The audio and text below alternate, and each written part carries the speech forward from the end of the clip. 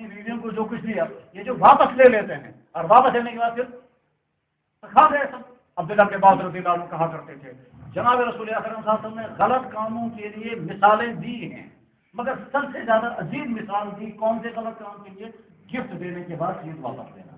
اس کے لیے حضور نے مثال دی یہ ایسے ہے جیسے کتے نے طے کر دی اور پھر واپس چاٹ. اسی طرح سے بھائیوں کا بھائیوں پر ظلم ہوتا ہے. باپ کاروبار کر رہا ہے, بیٹا جو ہے وہ باپ کے ساتھ کاروبار میں شامل ہو گیا اور آگے چل کر کے پھر کیا ہوگا؟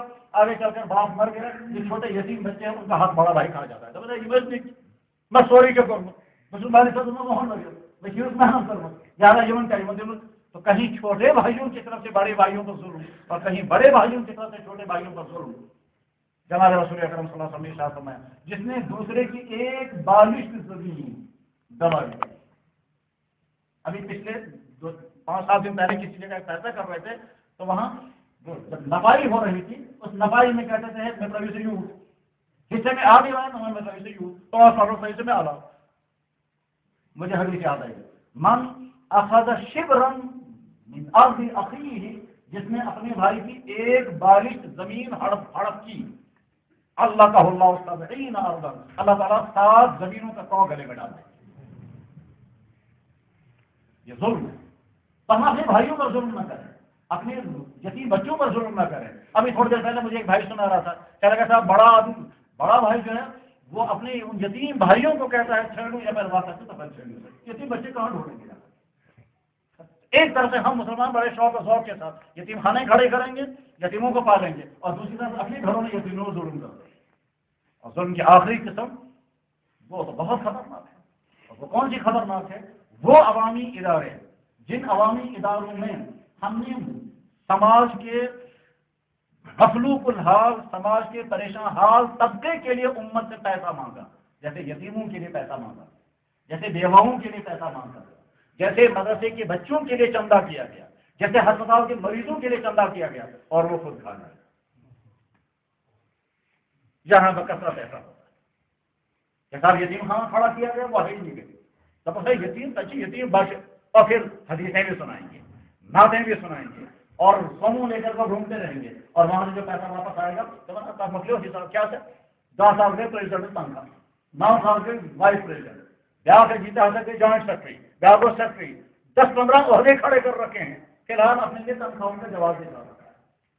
بعد میں کچھ بچے گا تو اگر بچوں سے تمہیں یتیم بچوں ایک جگہ یتیم خانے کی رپورٹ ہم نے پڑھی کہ بیلنس کتنا ہے کہ 9 لاکھ روپے نہیں 12 لاکھ روپے اور یتیم بچے کتنے ہیں کہ 9 بچے ہیں.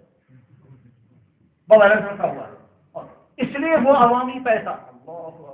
بخاری میں حدیث ہے جناب رسول اکرم صلی اللہ علیہ وسلم غزوہ خیبر سے واپس تشریف لا رہے تھے. غزوہ خیبر سے حضور کا غلام تھا, وہ غلام تڑپتا رہتا تھا یا اللہ کے رسول مجھے شہادت نہیں مل سکی, مجھے شہادت نہیں مل سکی, تڑپتا رہتا تھا. واپس چل رہے ہیں, آپ علیہ السلام نے ایک جگہ رات کو قیام کیا. قیام کرنے کے بعد پھر صبح کو جب اٹھے ہیں تو حضور نے اس غلام سے کہا جلدی سے میرا قیام کر دو. یعنی وہ جس داپان کے اندر بیٹھا کرتے تھے جو اونٹ پر رکھا جاتا تھا وہ صحابی اٹھا اور وہ داپان اس اونٹ پر لگانے لگا. اس کو جب باندھ رہا تھا تو نامعلوم تیر آ کر اس کو لگ گیا. نامعلوم تیر, نامعلوم گولی لگ گئی. کچھ پتا نہیں یہ تیر آیا کہاں سے. یہودیوں کا علاقہ تھا, خیبر کا علاقہ یہودیوں کا تھا, یہودیوں کو شکست ہو چکی تھی, لیکن بہرحال اس صحابی کو نامعلوم تیر لگ گیا اور وہ وہیں گر گیا. لوگوں نے کہا زبردست شہادت مل گئی صاحب. واپس چلتے چلتے شہید ہو گیا. سبحان اللہ, شہادت ہو گئی, شہادت ہو گئی. تو جناب رسول اکرم صلی اللہ علیہ وسلم نے چند صحابہ کو بلا کر کے فرمایا شہادت تو مل گئی مگر اس نے ایک چادر اٹھائی تھی مال غنیمت. وہ چادر آگ کے شعلے بن کر کے اس کو جہنم میں لے جانے کی, کہ جنت میں نہیں جانا. وَإِنَّ الشَّمْلَةَ لَتَسْتَعِلُّ عَلَيْهِ نَارًا, وہ ایک چادر جو اس نے اٹھائی تھی وہاں سے مال غنیمت سے تقسیم سے پہلے اٹھا لی تھی, وہ چادر آگ کے شعلے بن کے اس پر لپیٹے ہوئی. آگ کے سامنے پڑا ہوا ہے, شہید ہے, لیکن حضور کی جملہ بخاری میں حدیث ہے جہاں غزوہ خیبر کا بیان ہے اس میں موت ملی گئی. صحابہ حیران رہتے کہ یا رسول اللہ شہید ہونے کے باوجود صرف ایک چادر. حضور فرمایا چادر تو بڑی چیز ہے, اگر کسی نے تسمہ بھی اٹھا لیا تو جہنم میں کھینچ لے گا. تسمہ عوامی حکومت ایسی چیز ہے کہ جس میں تمام عوام کا حق ہوتا ہے، سماج کے طبقات کا حق ہوتا ہے، اس میں سے ایک پیسہ نکالنا انسان کو جہنم میں کھینچ دیتا ہے۔ ایک کا پیسہ ہم کھائیں تو ایک کے ساتھ نمٹنا ہوگا، اور جب عوامی حقوق ہم خود برد کرتے ہیں عوام، اسی سے سمجھ میں آئے گا یہ جو خزانے عامرہ کی پیسوں کا خود برد ہوتا ہے، اور یہ جو سیکنڈل ہوتے ہیں اور گورنمنٹ کے خزانوں کے پیسے اوپر سے لے کر نیچے سے لوگ اڑاتے ہیں، یہ ظلم کی بدترین قسم ہے، اس سے زیادہ بڑا ظلم کوئی نہیں۔ اور ظلم کی آخری قسم جو اسلام پر مسلمانوں کی طرف سے ہوتا ہے وہ کون سی قسم ہے؟ اسلام کو اسلام حق ماننے کے باوجود پھر زبان سے کہیں گے آج چل نہیں دیے، آج ہم اس پر عمل کرنے کو تیار ہیں۔ یہ آخری وہ ظلم ہے جو مسلمان اپنے دین پر کرتے ہیں، اور جب یہ ظلم ہونے لگتا ہے تو اللہ تعالیٰ فرماتے ہیں ٹھیک ہے تم میرے دین کو کہو گے یہ چلنے والا نہیں، میں تم کو رہنے ہی نہیں دوں گا۔ یہی وہ خدا کا فیصلہ ہوتا ہے کہ ملکوں میں لاکھوں انسان مارے جاتے ہیں، اور اس کا سبب یہی ہوا ہے۔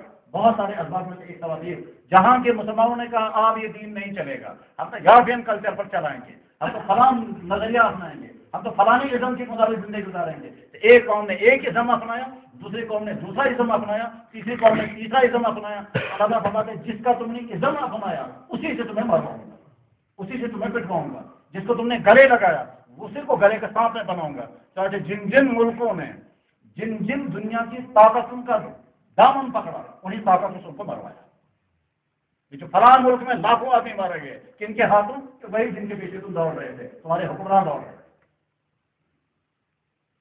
بغداد میں ایک مرتبہ امام صاحب مسجد میں کھڑے ہو کر خطبہ پڑھ رہے تھے، اس زمانے کے حکمران نے سامنے کھڑے ہو کر کہا تھا اس مولوی صاحب کا یہ اسلام دنیا میں چلنے والا نہیں اٹھایا گیا، اور وہ ممبر اسے نیچے گرا تھا۔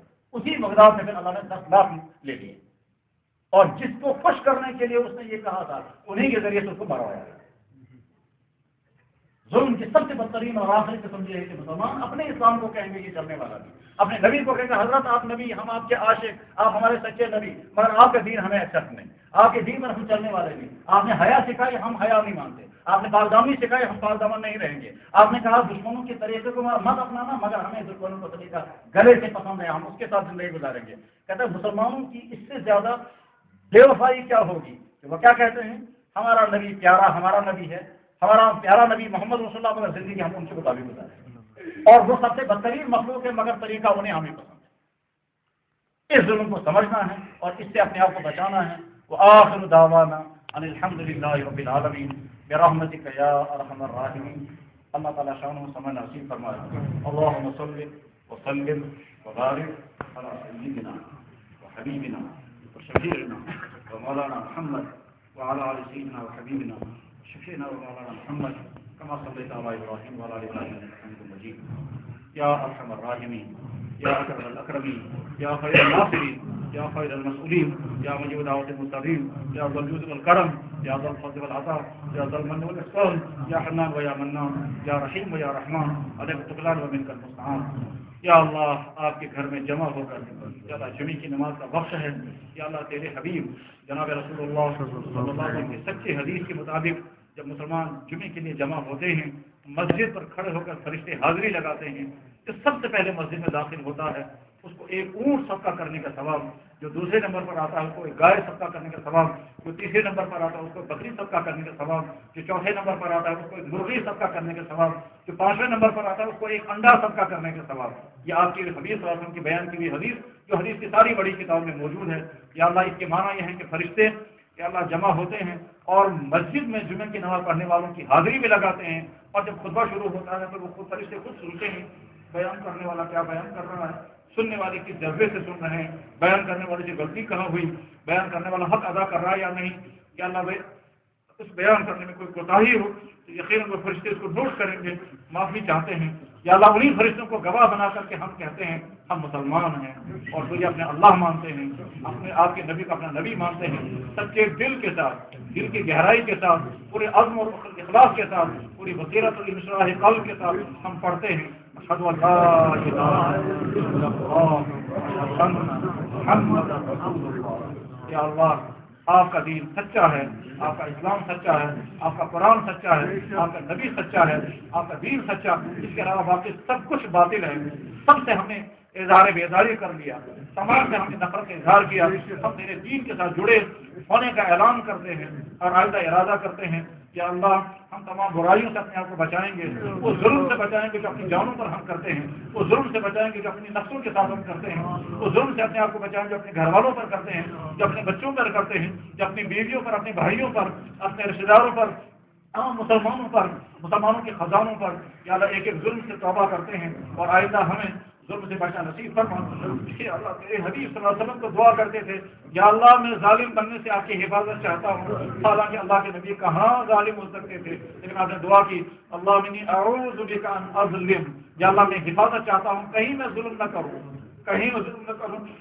اللہ تیرے حبیب صلی اللہ علیہ وسلم جب دنیا سے رخصت ہونے والے تھے انہوں نے صحابہ سے فرمایا اگر میری وجہ سے کسی پر ظلم ہوا ہو تو آج ہی بدلہ لے لو۔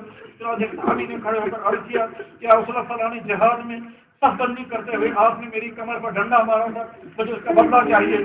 آپ علیہ السلام نے جھک کر کے فرمایا میری کمر پر تم بھی ڈنڈا مارو، بدلہ لے لو۔ اس صحابی نے آگے بڑھ کر کے آپ کے جسم مبارک پر بوسہ لے لیا اور عرض کہ یا رسول اللہ مجھے انتقام نہیں لینا تھا، مجھے تو آپ کے جسم اثر کا بوسہ لینا تھا۔ یا اللہ وہ صحابہ جو حضور کے وضو کے پانی کو گرنے سے روک کر کے اپنے بدنوں پر ملتے تھے، ان صحابہ کی ان ہمدردی کرنے والے، ان شفقت کرنے والے، ان محبت اور عشق رکھنے والے صحابہ کو بھی حضور نے فرمایا میں کسی کو ظلم نہیں کرنا چاہتا۔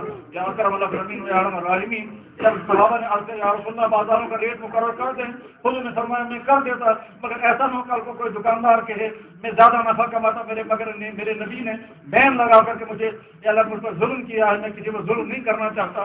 یا اللہ ہمارا نبی جب اتنا محتاط تھا ہم کو بھی ایسا ہی احتیاط نصیب کرنا، اپنی جوانی کو برائی سے بچنا نصیب کرنا، اپنی جوانی کو برائی سے بچنا نصیب کرنا۔ آج یہ نوجوان جب اپنے غم سناتے ہیں ہمارے پاس کوئی حل نہیں ہے، یہ اپنی والدین کے یا اپنی جوانی کے آگ کی قصے سناتے ہیں اور دوائیاں دریافت کرتے ہیں، پوچھتے ہیں وہ ہم کیا کریں گے، تو ہمارے پاس کوئی حل نہیں ہوتا ہے۔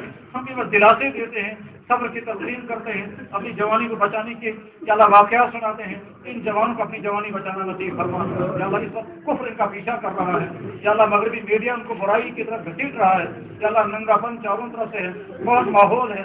یا ترقی کے نام پر لڑکوں کو لڑکیوں جیسا، لڑکیوں کو لڑکوں جیسا لباس پہنایا جا رہا ہے، لڑکے کانوں میں بالیاں اور بالوں میں ربنیں لگا رہے ہیں اور لڑکیاں جین پینٹیں پہن کر کے یا شرٹیں پہن کر کے لڑکوں کا پیچھا کر رہی ہیں۔ اس صورتحال کے اندر یہ بیچارہ نوجوان قابل رحم ہے، ان کی حفاظت فرما دیجیے۔ یا اللہ یہاں کشمیر میں اسلام کو مٹانے کی جو خطرناک خفیہ اور علانیہ سازشیں ہیں ان تمام سازشوں کو فیل فرما دے، ان تمام سازشوں کو فیل فرما دے، ان تمام سازشوں کو فیل فرما دے، اسلام کو مستحکم بنا دے۔